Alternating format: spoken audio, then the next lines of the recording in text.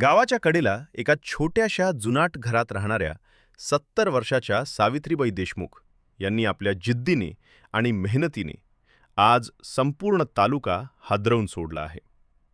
कारण उतार वयातही हार न मानता त्यांनी उघडलेला छोटासा घरगुती व्यवसाय अवघ्या एका तासात तब्बल 20,000 रुपयांची कमाई करून चर्चेचा विषय ठरला आहे. तर याआधी चॅनलवरती नवीन असाल तर आत्ताच गुन्हेगारी जग या चॅनलवरती सबस्क्राईब करा.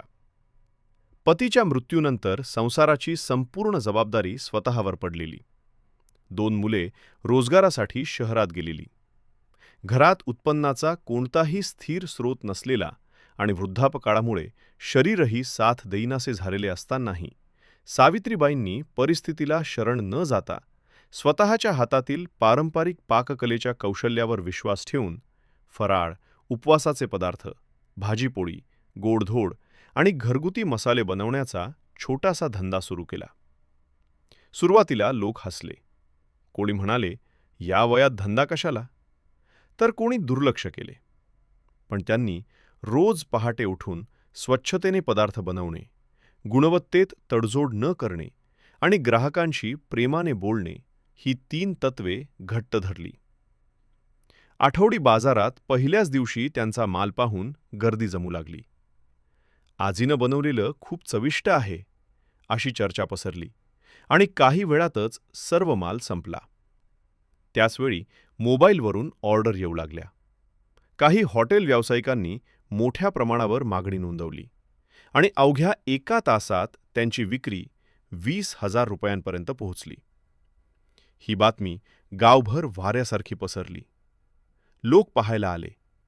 अनेक वृद्ध महिला त्यांच्या भेटीला येऊन प्रेरणा घेऊ लागल्या.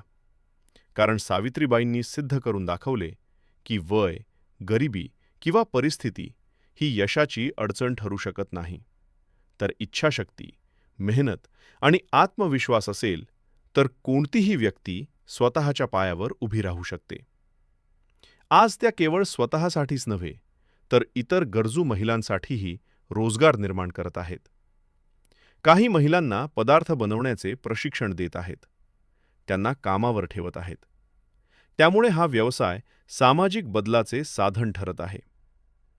प्रशासनाने त्यांच्या या कार्याची दखल घेऊन लघु उद्योगासाठी मदत देण्याचे आश्वासन दिले असून सावित्रीबाईंची ही कहाणी आज संपूर्ण परिसरात प्रेरणादायी उदाहरण म्हणून सांगितली जात आहे.